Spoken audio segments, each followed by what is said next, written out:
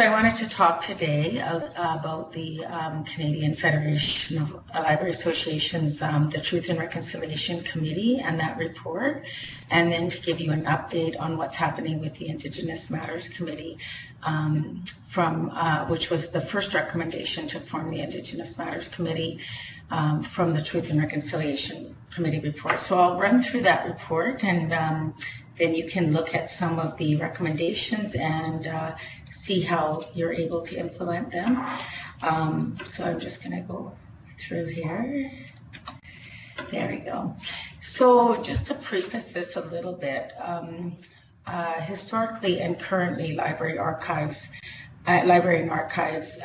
traditional knowledge, language repositories, and cultural memory played a really central role in preserving Indigenous knowledge by gathering written and recorded oral knowledge and languages, as well as digitized Indigenous knowledge, history, culture, and language. And part of this was because during the banning of the potlatch and the Sundance ban until the 1950s, we know that many sacred treasures and knowledge left the community and was being held in museums and libraries, not just in Canada but around the world. That was from Indigenous people, that was taken out of the community, often by priests, and that there's obviously an active press to be able to kind of repatriate that. But I think that in Canada, some of the items that are tangible items of cultural knowledge have been preserved in a good way, and people have been working with the communities to ensure that that's being done. And some is going back, but some is being kept still in the libraries or the archives or the museums, because there isn't the capability to be able to do the conservation at the community level. So we know that that's part of where we have gratitude to many of these cultural memory institutions for preserving that, but we need to work with communities to be able to continue and to provide access to these in a culturally appropriate way, and to provide meaningful access. So sometimes that means not having the same time schedule in our archives for community members as there may be for other people, and making accommodations that way. So cultural memory institutions became a huge part of the reclamation and intergenerational transfer of Indigenous knowledge, culture, language, arts, and history. And we see that quite often, especially with language, and even with things like ethnographic research that has actually resulted in some of the lost ways coming back to communities, from community members going in and looking at the old ethnographic studies that maybe were done in the 1800s and revitalizing their culture with weaving or with building of their specific type of boat or canoe that's prominent with their communities. So it's very interesting to watch that renaissance happen with Indigenous cultural materials and with the arts that's going on right now. So one of the things that's really important is to have an understanding of Indigenous peoples' sense of history and worldview, the importance and validity of a dynamic culture of oral traditions. So we believe that our knowledge is living and that it's dynamic, and so it's constantly changing and adapting to current pressures, and that it still continues on today. So just because it's in a blog or it's on YouTube, it doesn't lessen the fact that it doesn't lessen its importantness or its sacredness to the communities. So we need to recognize that issues of decolonization and re-empowerment are extremely crucial in collecting and preserving Indigenous knowledge, but also providing that access to communities. So we need to really decolonize the way that we're working with communities now and empower that. And this is going on all over the country with many universities, and I know it's already happening in the Maritimes as well, that people are doing this important work of being able to work with communities and decolonizing the way that things are held and accessed. So just with that as a little bit of a preface, the Canadian Federation of Library Associations was formed when CLA was no longer financially viable to continue. And at that time, I was president of Manitoba Library Association, so I was part of the founding board for CFLA-FCAB. And at that time, they had said that they wanted to have a Francophone representative, and I said, I mentioned that if we were going to have a Francophone representative, that we needed to have an Indigenous representative on the board in this era of reconciliation. And Sandra Singh, who was the CLA president at that time, backed me up, as well as many, many other people on the founding committee. And we were able to make that happen. When we had our first initial meeting, at that time, Donna Bourne-Tyson from Dalhousie and Paul Takala were co-chairs that had agreed to be co-chairs of the fledgling organization. And I can still remember when they said to me at our very first meeting, we want to make truth and reconciliation a priority, in addition to copyright and advocacy for this new association. So we'd done all the founding work, and then we were having our first meeting, and I actually thought that I was going to be done when the new president of MLA took over, Alex Ray-Stefanko, and then they asked me to stay on as Indigenous representative, so I went to that meeting. I thought that we were pretty well finished, and then they had mentioned that they wanted to do this committee. So that was actually in June. Throughout the summer, we were working on it, and it was made up of our inter-board. So it was really these people, these amazing people from each one of the associations from across Canada, that we're instrumental in affirming the need for this, and also to supporting me to be able to start the Truth and Reconciliation Committee. So we did a call after we had done the terms of reference that we were going to do for the committee, and we have 45 people from across every province and territory in Canada. And I might be the face of what happened with the committee because I was the chair, of the committee, but each and every one of these people were put in their in a huge effort to be able to make this happen, and they continually astounded me. When we would come back to our meetings, we met every 2 weeks. Our first meeting was on September 30th, and we had to deliver the recommendations on February 1st. So we met every 2 weeks, except at Christmas time. And the amount of work and the ideas that came out of this committee was just truly amazing, which is what you're going to see here. So the board helped me to be able to create the mandate for the committee, which was it existed to promote initiatives of in all types of libraries to advance reconciliation by supporting the Truth and Reconciliation Commission calls to action, and to promote collaboration in these issues across Canadian library communities. And because too often we work in silos, and we wanted to create a national movement to work with Indigenous people. So when I refer to Indigenous people, I'm talking about First Nations, Métis, and Inuit peoples of Canada. And we wanted to be able to work with them, but we had only a very short time. We wanted to make recommendations to the incoming board.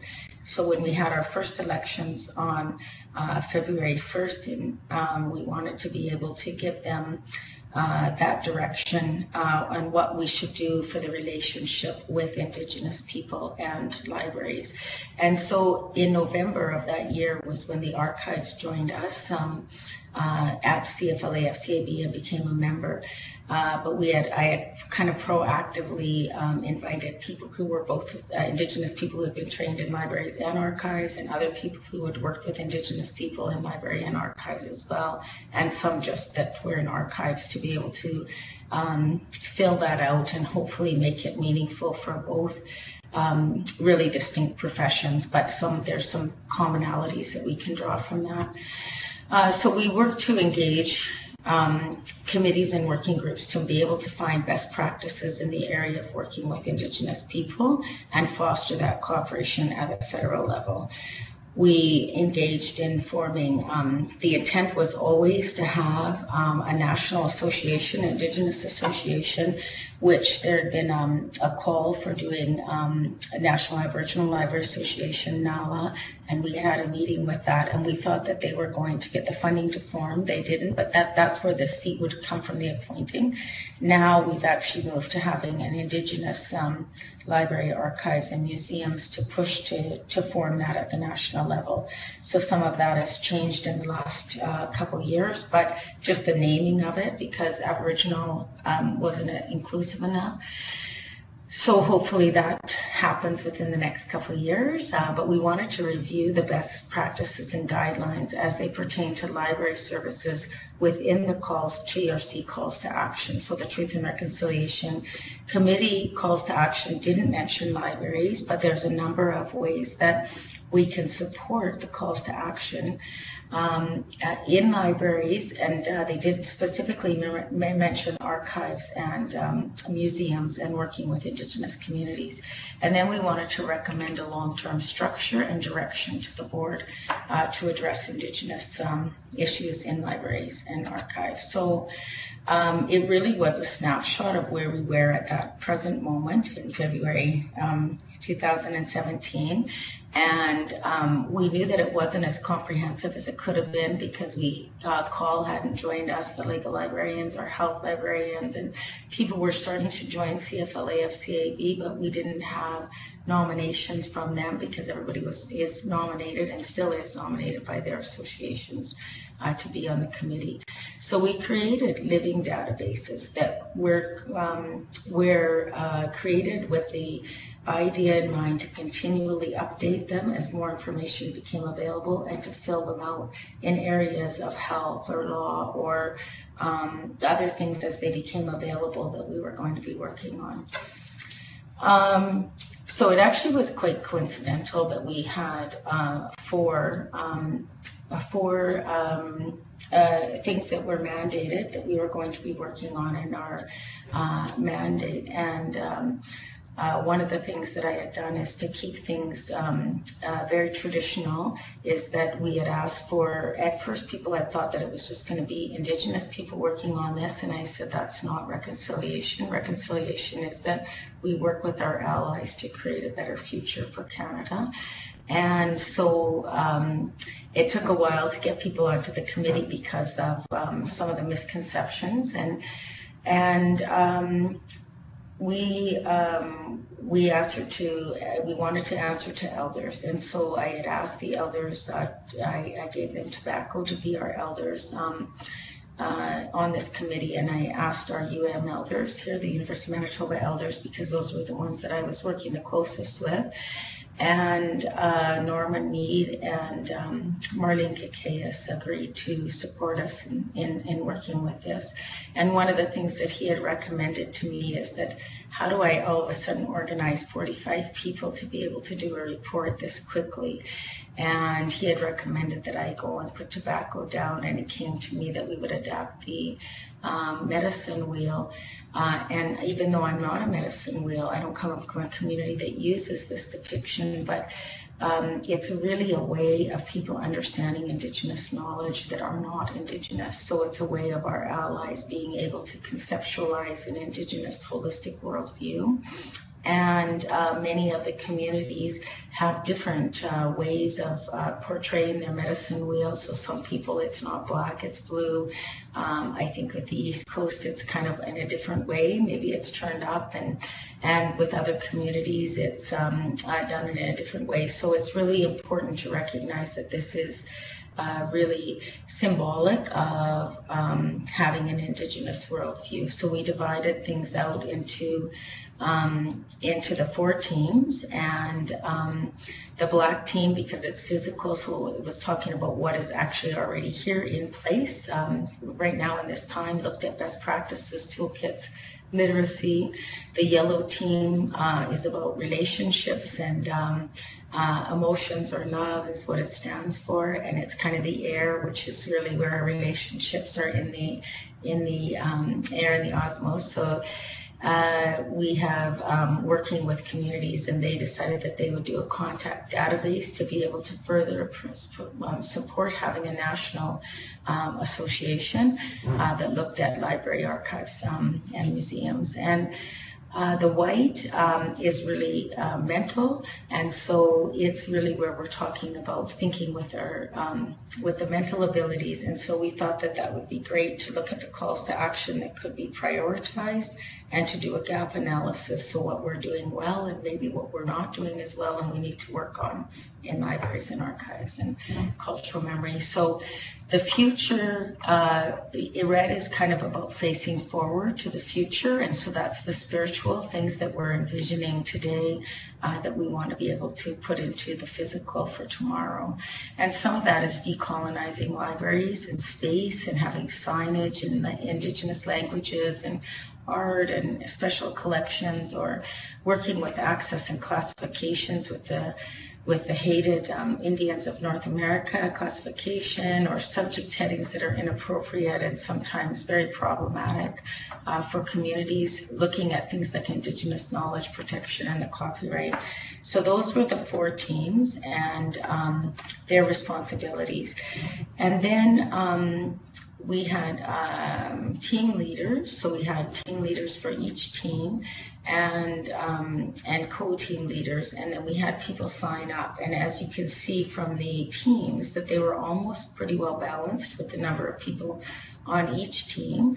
And coincidentally, the people that I had approached and I didn't actually plan this, but it did happen, where we had an Indigenous person and a non-Indigenous person as leaders on every single team. So that was really important and powerful to be able to demonstrate that reconciliation in action. And our reconciliation is what we kind of term it as now.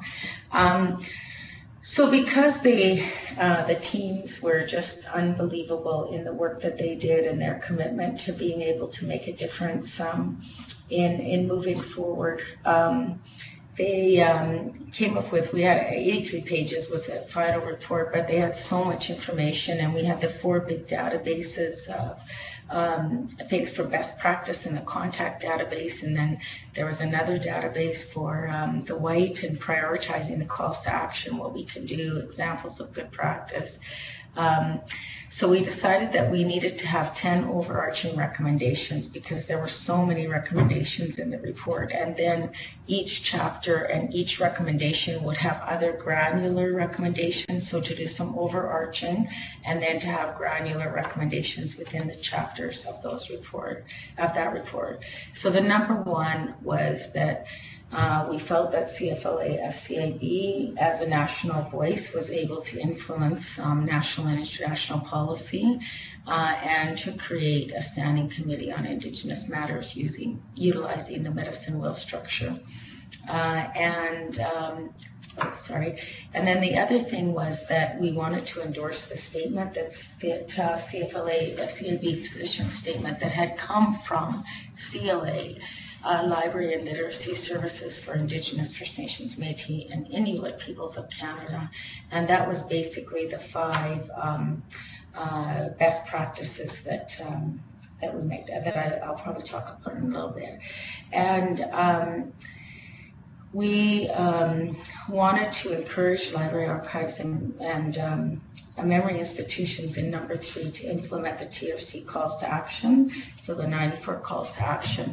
And so they worked very hard to identify which ones have a direct impact, and they prioritized them. And so on a yearly basis, we wanted to be able to kind of monitor, or be able to say what we had done well and what we were still working on, kind of thing, to be able to encourage people in their work to implementing those calls to action. We talked about ensuring accessibility with the Marquise Treaty, and reminding people that we needed to make sure that things were accessible for people with accessibility issues, and that was really important because oftentimes that is overlooked, and there could be people that have print or hearing disabilities in communities or physical access restrictions to be able to get into the libraries and archives that we have. So one of the number 5 was to decolonize access and classification by addressing structural biases in existing schemes of knowledge and information retrieval that arose from colonialism by committing to integrating Indigenous epistemologies into catalog practice and knowledge management. So that was a big one, and there was a number of recommendations, obviously, that belong to that. Decolonizing our libraries in space by recognizing and supporting Indigenous cultures, language, and knowledge through a culturally appropriate space planning, interior design, signage, art installations, doing territorial acknowledgements and public programming, and working with the people that were geographically specific. So libraries need to work with the communities where they're located and the ones that they have holdings of in their libraries to be able to create public programming, storytelling in collaboration with those local Indigenous stakeholders. Number 7 was working with Indigenous enhancing opportunities for Indigenous people in library archives and information, as well as including Indigenous epistemologies in the Canadian library and archives profession through culturally appropriate pedagogy. So when we're doing our master's in library archives or MA, that we would actually have that embedded into our into the curriculum and into our recruiting practices. And then there was 3 parts of the training. So the number 1 was in our MLAS or MAS and library tech training, and then in our programs, master's programs, and then to also do cross-cultural training with library staff that's existing now. So to work with library staff to promote Indigenous issues and knowledge of Indigenous issues, and then to work in collaboration with local Indigenous stakeholders and partners to be able to bring, to have our libraries support them in working with continuing education for the community, and also to do things like what we've done with Let's Talk About Reconciliation dialogues, where we actually are actively working in the community to promote the calls to actions.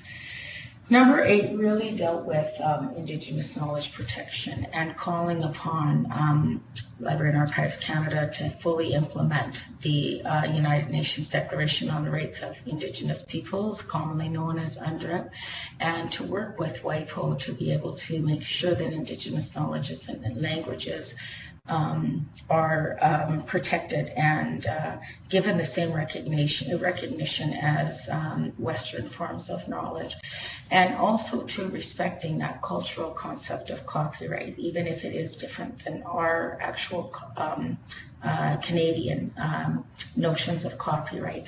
And that it also is about, it's also related to Indigenous history, and it's not limited to just written or recorded forms, but also to orality, so oral tellings of our history or stories and songs and dances and place names, and that those have to be acknowledged appropriately, like you would anybody else that's doing a public presentation. You would acknowledge them or cite them, and that still needs to occur. So establishing those living documents that I talked about in the databases for best practices, so that we're not working in silos, that we're helping each other to be able to make a difference for Indigenous people. And that was one of the big things that I asked people to set aside any institutional or library competitiveness or any personal competitiveness, but to be able to work for the betterment of Indigenous people in Canada with library and archives. So I really appreciate that dedication to doing that, and we recommended that that be updated. And then last but not least was to be able to support maintaining a database of connections, or sorry, contacts of groups that are committed to preserving cultural memory, and to build relationships with them and support the development of an Indigenous Association of Library, Archives, and Cultural Memory Institutions, and to support in principle the NALA with their regarded stated intent of First Nations libraries, public libraries on reserve. So it's kind of really limited to public libraries, number one. And number two, they never fully got funded, but they have an amazing business plan, which they've given to us to be able to try to push forward. So that's amazing in and of itself that we were able to benefit from that. We did want to say that it was a foundation to be built upon. So it's not it's not as comprehensive. It does have things that we need to add to it, and we ask people to give recommendations on additions to best practices or examples of good practices, putting in the TRC calls to action, and you'll probably see an email come out in the next couple months asking for more examples so we can add them and honor people who are doing that work. One of the things that people really didn't like, number two, but the thing was that this was really done for work with our profession. It wasn't to go and change the Indigenous community. So we didn't do consultation with them, number one, because we didn't have time. Number two, we didn't have the money. And number three, if there's anything that comes to communities about libraries, I know in my community, the first person that the chief does is I'm the only librarian from the Tahltan Nation. I wish there was more, but there's only myself right now. And he just sends it to me, and what do you think of this? So we really had a lot of Indigenous professionals in leadership positions who would have been the people that their communities deferred to in any case, because I really did pound the pavement trying to find Indigenous and non-Indigenous people that were working with Indigenous communities across Canada. And so we really had them on the team that were working in their communities if they were able to. But if not, they did give us input and advice on it. And many people reviewed the report to make sure that it was clear.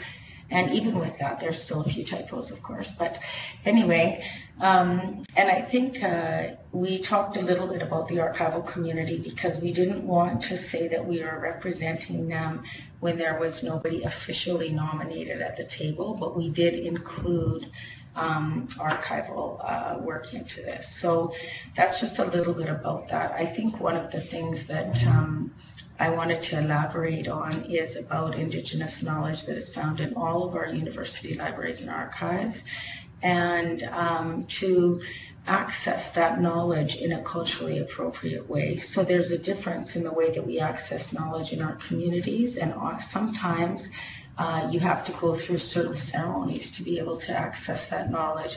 Sometimes it's about your commitment to the community, and sometimes it's whether your clan, coming from the Tiskia clan, we have our own songs and stories that are passed down to our clan members or to your family members. But I, for example, wouldn't tell. We follow our mother in my community. So my dad is Chiona or Wolf, and I'm Tiskia. We have two clans. I can't tell a wolf story. And my dad definitely couldn't tell a crow story or Tiskia story. So we have to be careful that we're doing things in a culturally appropriate way. When I moved to Winnipeg, where I am a guest now in Treaty 1 territory, I quickly learned that they don't tell stories unless there's snow on the ground here. And that's actually quite common across the plains to be able to do that, although it was very foreign to me coming from northern British Columbia and the Yukon, because we didn't have quite the same restrictions. And I think it's different in every community. So it doesn't matter which community that you're in, if you're in Winnipeg or you're in Vancouver or you're in Halifax, we need to work with the local Indigenous community to figure out how they access their knowledge and to do that in an appropriate way. So there is some knowledge that women can't be around or experience at their time when they're on their moon time. And part of that is because we believe, and it's not derogatory towards women, but that women are more powerful at that time. And their power is so great that there's some things that they can't do at that time. And then there's some things that that they obviously have the power to be able to do. And so it's not a derogatory thing, but it is very important for us to be able to know what they are, and that is a relationship. And I always say that I try I'm kind of like that real estate agent that says location, location, location, but except I say relationships, relationships, relationships. So we need to have a relationship with the Indigenous originating people that are on that our library, archive, or cultural memory institution is on their territory, or if we have holdings from people. So for example, we might have holdings from the Inuit down in the south here in Winnipeg, and we need to work with those communities to understand how their knowledge should be accessed, how it should be stored. And we need to recognize that it continues to be dynamic, so it's not limited, in the ways of knowing aren't limited to older forms of media, that they're in new knowledges and Facebooks and blog and social media. We see these Twitter essays now with native Twitter that are really interesting to read, and the art is changing and dynamic, and we're seeing amazing Indigenous fashion, which is really wearable art, and we're seeing things in new and different ways. But we need to have those relationships with the communities and with the people, and then we need to be able to do like a protocol so that we're doing things in a good way and creating that relationship with our communities, and being able to do that, and allowing our Indigenous faculty members or staff within our organization to be able to teach us and to be teachable about that knowledge. Oftentimes, it's really been silenced by the dominant knowledge organization systems and practices, and part of that is how we access our knowledge. So if we're coming in as Indigenous people into libraries, archives, or cultural memory institutions, we need to be able to access it in a way that we know, so that if we're looking for our community name, it needs to be underneath our community name, not an old form of our community. And many communities have gone back to their traditional names. And so that's what our children are looking for, is that in their traditional name. So we need to be able to change the language. And Indian is, something that was used up until about the 1960s, when Native became popular, and then around the 80s when the Constitution came down, they started using Aboriginal, and then it became First Nations, and then it became Indigenous, to be inclusive of First Nations, Métis, and Inuit people. So the terminology, we've seen that change just in my lifetime. I've seen it change, what people are called, and so we need to keep up with that. We also need to support Indigenous language revitalization by using those appropriate terms, but also funding technology and programs and training for language archiving. And it is almost the year in 2019 of the UN has declared that the Year of Indigenous Language, and UNESCO is working very hard to be able to create programming around that. We need to also talk about protecting that. So just because it's an Indigenous knowledge that you've heard, you need to be able to ask permission to repeat those stories and to use that knowledge. I think the recommendations really speak for themselves, is protecting our knowledge in a variety of mediums for use by current and future generations in a respectful and sensitive manner, and seeking out space for, or using our space for language programming and collecting relevant language, or language materials, and seeking direction on proper protocols, developing a specific protocol with that Indigenous community for how we develop collection management policies and integrate Indigenous values into that.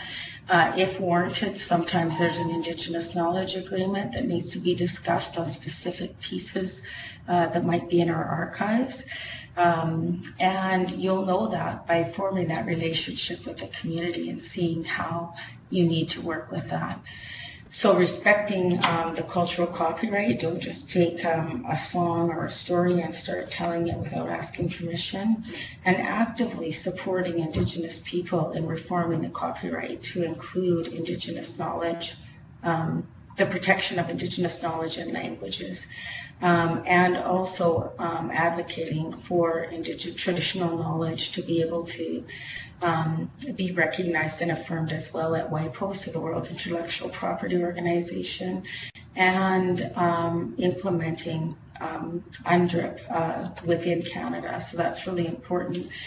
One of the things that that also has to be talked about with this is it's not just protection of knowledge or access, but it's also Indigenous people's right to know.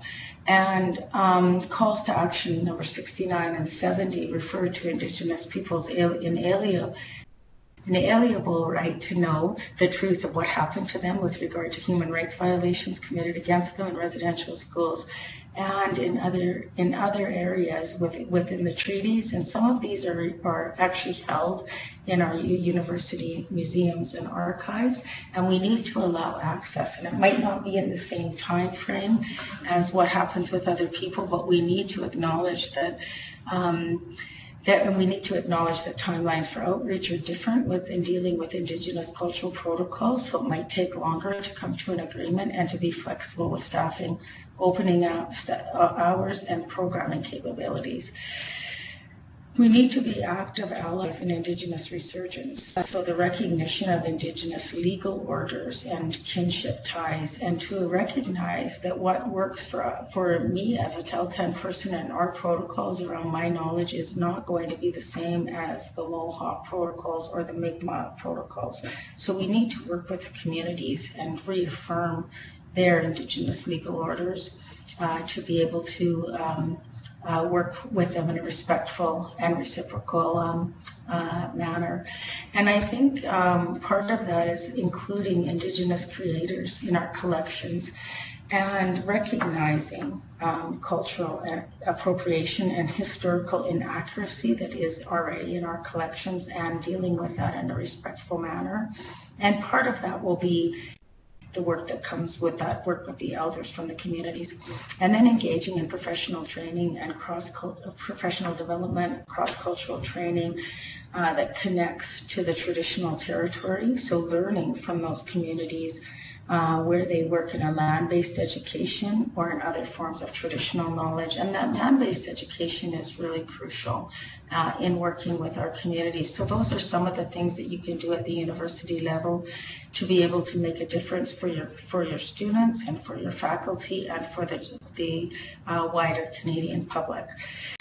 So the next thing that I was going to mention is that right now we have, we formed last fall the Indigenous Matters group, and in time for last year, so it would be over a year ago now, for June 21st, was Aboriginal Peoples Day. Now it's Indigenous Peoples Day.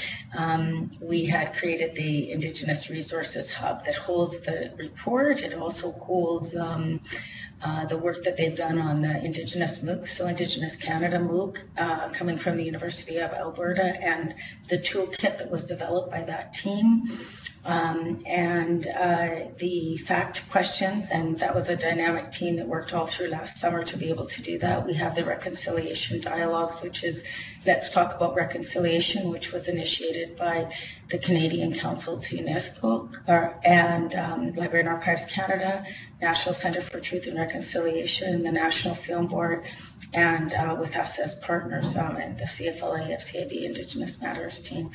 And what that does is it brings in an NFB film free of charge, and then they bring in elders into the library and facilitate a dialogue around reconciliation after the film.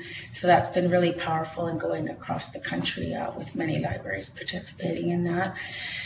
So what we did is we kept the same lead out to be able to do this. And so all that information about what we're doing is going to be on that Indigenous Resources Hub, along with the databases and the living bibliography.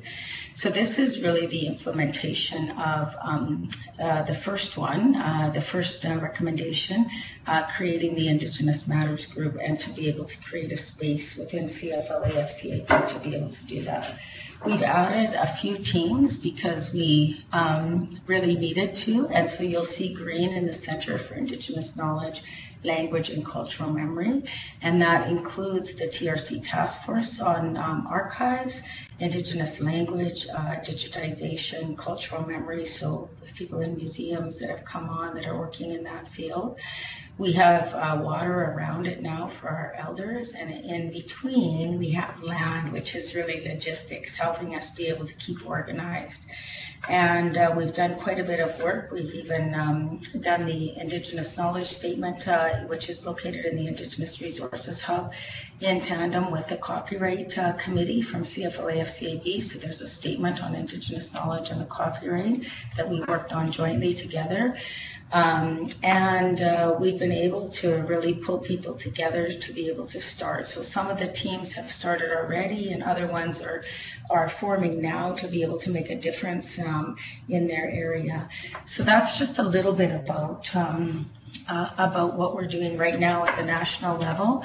And then we are going to move towards walking down the path towards reconciliation. So like I do in every presentation, I want to thank everybody for listening. So Madhu, I thank you, and Teltan, and I want to encourage you to walk on the path towards reconciliation with me. I won't ask you to walk behind me, and I won't walk in front of you. We need to walk side by side, respecting each other as we walk towards reconciliation, because it really is a path that we're moving towards. It's not something that's going to happen overnight. So I thank you very much for your attention and for working on reconciliation with Indigenous people in Canada. Madhu.